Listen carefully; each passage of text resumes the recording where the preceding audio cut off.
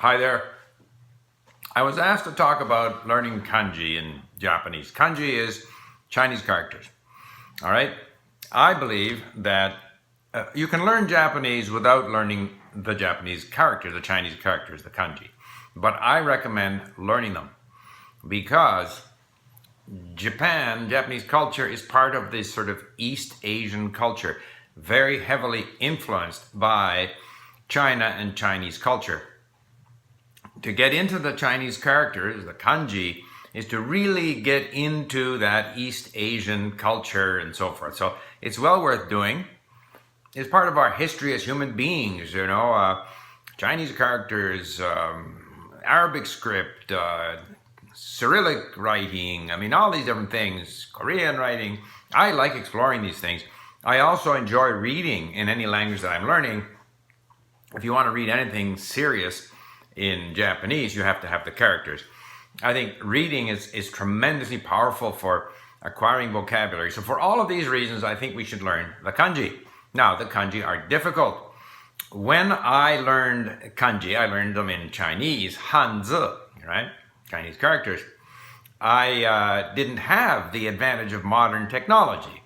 So the first 1,000, I deliberately wrote them out many, many times. I must admit that I don't have much need to write kanji. In fact, I don't write in the languages that I have learned because it's so easy to use the computer to write. So we don't have to write by hand. So it's possible you won't need to write the characters by hand. But some form of engaging with how they're written, I think helps us learn. I don't know that for sure, and I'm very interested in hearing what other people do. And there's lots of different apps I checked out on, my iPhone, different apps for learning characters and stuff. And what I ended up with is what I think is the best dictionary for learning kanji. And it's called Jisho Kanji. And we have added it to LingQ. So, Jisho is Jisho, which means dictionary in Japanese. We've added it to LingQ. And if I were learning, and I'm going to show you, because I got some software called Loom, which enables me to show you what I'm doing on my computer. So I went through a demonstration of using this Jisho Kanji. And then when I looked at my video, I realized that the Loom doesn't capture a pop-up. So therefore, I will show you some of the other things I do on our website, or that I would do if I were learning Japanese, but I can't show you the pop-up. So I'll simply explain that the Jisho Kanji pop-up comes up. Since most words in Japanese and Chinese are actually combinations of kanji. So for example, totsuzen, suddenly, is totsu and zen, totsuzen. And so Jisho Kanji goes through each one of these characters, provides a lot of information about the character, the sort of, call it the Japanese style pronunciation, the Chinese origin pronunciation, how important the character this is, difficulty level. It shows you the stroke order, and it does it for each one of these. So that if you are using LingQ, which I recommend, obviously, that's what I like to use, and you come across characters, every time you come across it, you can look it up in this dictionary. And you can once again be reminded of the range of meanings and how it's used and its importance in stroke order and so on. And if you keep on doing that, eventually they are going to stick. You should also read about, some of the components of characters, the water symbol, the metal one or gold, and all these different things that reappear as components of the characters. And you can go and find a book on that, and you should acquaint yourself with these things, even though initially it's going to be not so meaningful until you've been exposed to a lot of characters. It's like grammar. You have to combine the exposure with some degree of explanation, but put more emphasis on the exposure rather than on the explanation. Now, the other thing that I would do, other than a lot of reading and frequent lookups in this Jisho Kanji, is that I would avail myself of the dictation function that we have at LingQ, and I'll make a brief demonstration of that with my screencast here. But that simply means that you would set your activities to, those are the review activities at LingQ, you would set them to dictation and not do the closed test or not do the flashcard, just do the dictation. And if you are on a computer, you have to set your keyboard to Japanese. If you are on an iPad or an iPhone, then within the LingQ system, it'll automatically go to a Japanese keyboard if you have that keyboard set up on your iPad or portable device, Android, whatever it might be.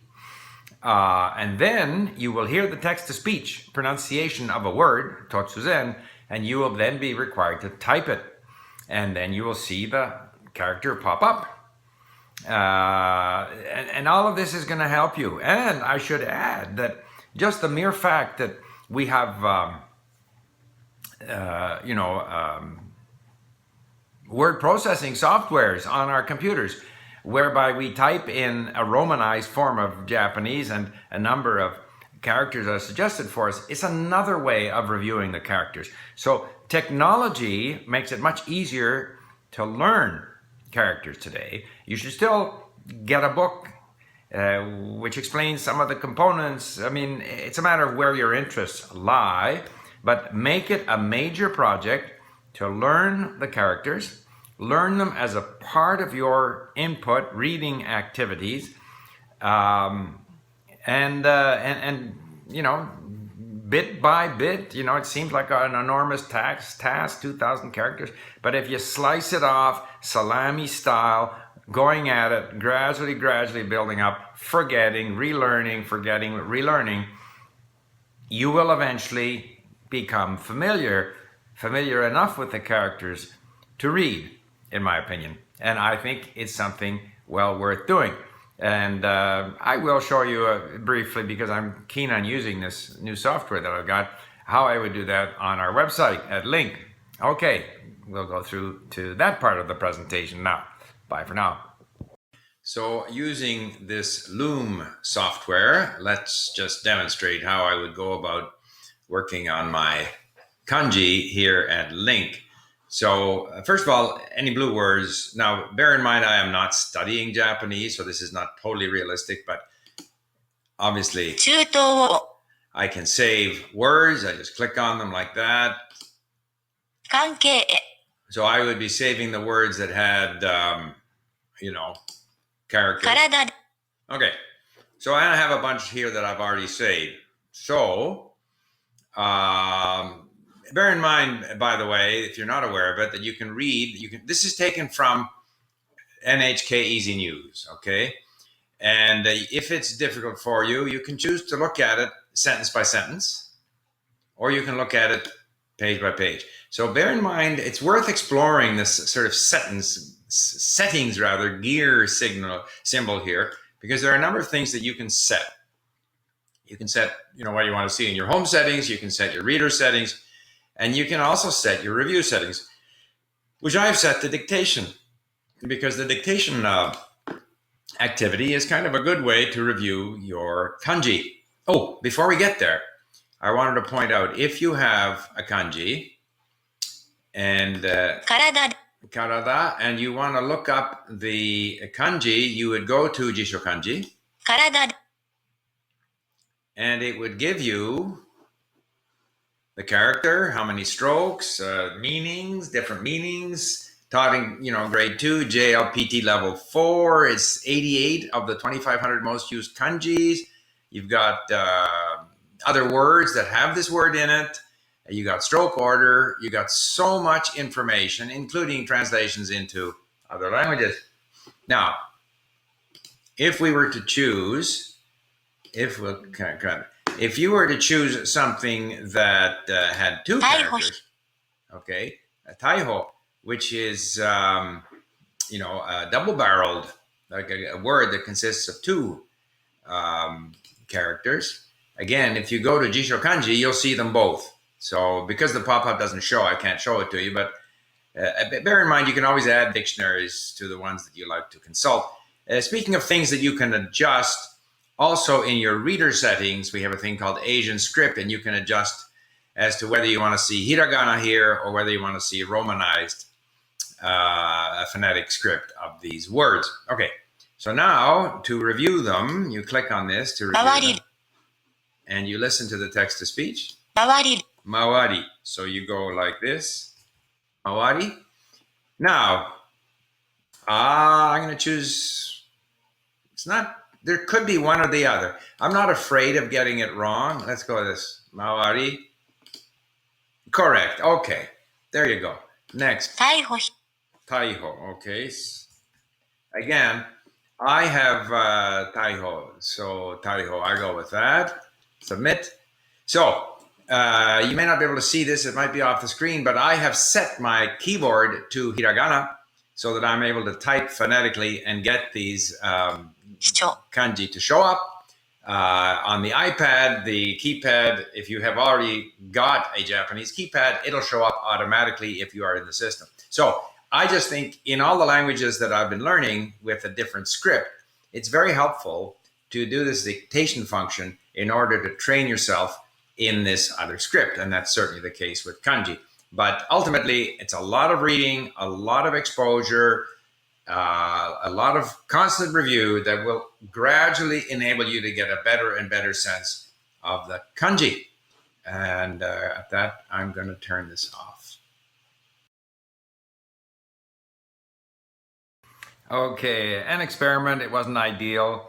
I noticed that when I was typing in the dictation, the part of the screen where I chose the correct kanji was not visible. So with this Loom software, some things show and other things don't show.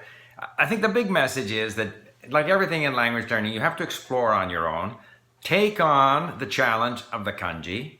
You're going to do it sort of big picture learning, reading, listening, reviewing, and also some deliberate specific effort to understand the kanji, to learn the kanji, possibly to find some systems. You may want to do sort of some Anki type activity for your kanji, or you may find that it's enough just to encounter these as you encounter them. Each time you encounter them, you look them up in the Jisho Kanji, which is a wonderful dictionary, and gradually just rely on the fact that your brain will start to get used to them.